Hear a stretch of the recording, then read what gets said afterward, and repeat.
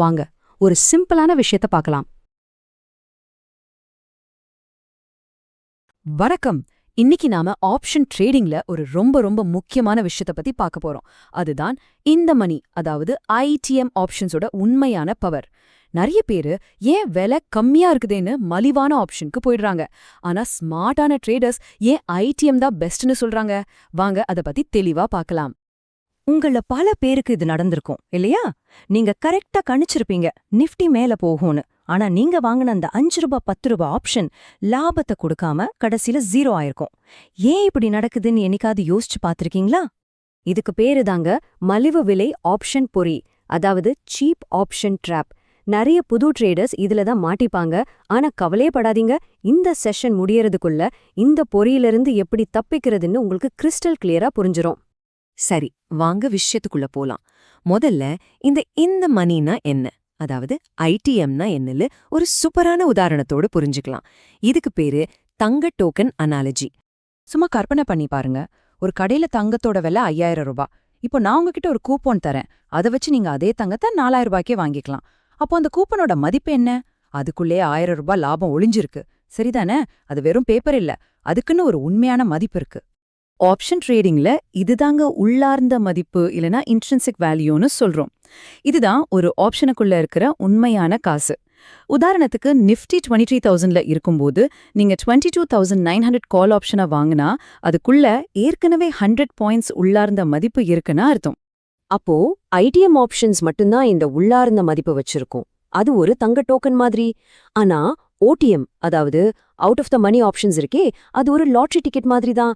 அதுக்கு உள்ளார்ந்த மதிப்பு 0. அதோட மதிப்பு முழுக்க முழுக்க வெறும் நம்பிக்கையில தான் ஓடிட்டு இருக்கு. சரி, அடுத்த முக்கியமான பாயிண்ட்டுக்கு வருவோம். இந்த ஆப்ஷனோட விலை எப்படி நகருது? மார்க்கெட் மூவ் ஆகும்போது நம்ம ஆப்ஷனும் சேர்ந்து வேகமா ஓடணும்ல. இத ஒரு ரன்னிங் ரேஸ் உதாரணத்தோட பார்க்கலாம். இங்கதான் டெல்டாங்கிற ஒரு விஷயம் உள்ள வருது. சிம்பிளா சொல்லணும்னா, நிஃப்டி ஒரு அடி எடுத்து வச்சா உங்க ஆப்ஷன் எவ்வளவு தூரம் நகரும்னு காட்டுற ஒரு மீட்டர் தான் இந்த டெல்டா. ஆப்ஷன் செலக்ட் பண்றதுல இது ரொம்ப ரொம்ப முக்கியமான ஒரு காரணி. இப்போ அந்த டேபிள பாருங்க, வித்தியாசம் உங்களுக்கே புரியும். ஐடிஎம் ஆப்ஷனுக்கு டெல்டா எப்பவுமே ஜாஸ்தி, ஒரு 0.8ன்னு வச்சுக்கலாம். ஆனா ஓடிஎம் ஆப்ஷனுக்கு ரொம்ப கம்மி, வெறும் 0.1 தான் இருக்கும். இப்போ மேட்டர் என்னன்னா, நிஃப்டி ஒரு 100 பாயிண்ட் மேல போகுதுன்னு வச்சுக்கோங்க. உங்க ஐடிஎம் ஆப்ஷன் கிட்டத்தட்ட 80 பாயிண்ட் ஏறும். ஆனா அதே ஓடிஎம் ஆப்ஷன் வெறும் 10 பாயிண்ட் தான் நகரும். அடேங்கப்பா, பணத்துல சொன்னா ஒரு லாட்டுக்கு ஐடிஎம் ட்ரேடருக்கு ₹2000 ப்ராஃபிட். ஆனா அதே சமயம் ஓடிஎம் ட்ரேடருக்கு வெறும் ₹250 தான். எவ்வளவு பெரிய வித்தியாசம் பாருங்க. சோ நீங்க புரிஞ்சுக்க வேண்டிய விஷயம் இதுதான். ஐடிஎம் ஆப்ஷன்ஸ் தான் உங்கள மார்க்கெட் கூடவே கூட்டிட்டு போகும். மார்க்கெட்டோட மூவ்மெண்ட்ல முழுசா பங்கெடுக்க முடியும். ஆனா ஓடிஎம் ஆப்ஷன்ஸை நம்பினீங்கன்னா நீங்க ரொம்ப பின்தங்கிடுவீங்க. ஆப்ஷன் ட்ரேடிங்ல நமக்கு இன்னொரு பெரிய எதிரி இருக்கான். அதுதான் நேரம். இதை ஈஸியா புரிஞ்சுக்க வெயில்ல வச்ச ஒரு ஐஸ்கிரீம் கோனை மனசுல நினைச்சுக்கோங்க. நேரம் போக போக என்ன ஆகும்? அது உருகிட்டே இருக்கும் இல்லையா? இதுக்கு டெக்னிக்கலா பேரு டைம் டீகே அல்லது தீட்டா. எல்லா ஆப்ஷன்களுமே நேரம் ஆக ஆக அதோட மதிப்பை இழக்கும். ஆனா அது கரையிற வேகம் தான் இங்கே முக்கியம். இங்கேயும் நம்ம ஐடிஎம் தான் ஹீரோ. ஐடிஎம் ஆப்ஷன்ஸ்ல உள்ள அந்த மதிப்பு இருக்கிறதால அந்த ஐஸ்கிரீம் ரொம்ப மெதுவா கரையும்.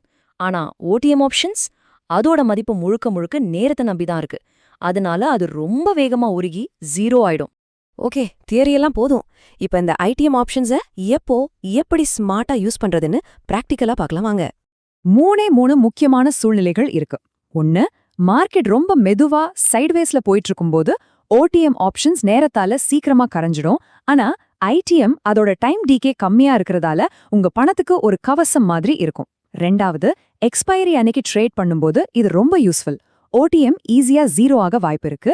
ஆனா ஐடிஎம்ல உள்ளார்ந்த மதிப்பு இருக்கிற வரைக்கும் அது 0 ஆகாது. இது ஒரு நல்ல சேஃப்டி நெட்.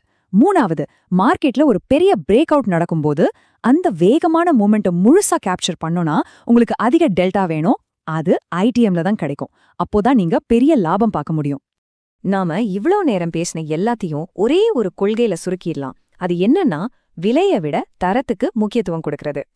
இதை எப்போ ஞாபகம் வச்சுக்கோங்க. ட்ரேடிங்ல விலை கம்மியா இருக்குன்னு சொல்லி தரம் இல்லாததை வாங்கக்கூடாது.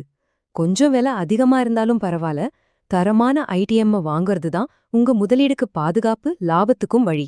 சோ கடைசியா நீங்களே உங்களுக்கு கேட்டுக்க வேண்டிய ஒரே கேள்வி இதுதான். நீங்க ட்ரேட் பண்றது உண்மையான மதிப்புக்காகவா இல்ல வெறும் விலை கம்மியா இருக்குங்கிறதுக்காகவா? அடுத்த தடவை மார்க்கெட் ஓபன் ஆகும்போது அந்த ஆப்ஷன் செயினை பார்க்கும்போது ஒரு நிமிஷம் யோசிச்சு ஐடிஎம் ஆப்ஷன்ஸை கவனிங்க. கண்டிப்பா இந்த விளக்கம் உங்களுக்கு ஒரு புது பார்வையை கொடுத்திருக்கும் நம்புறேன். ரொம்ப கவனமா பாதுகாப்பா ட்ரேட் பண்ணுங்க.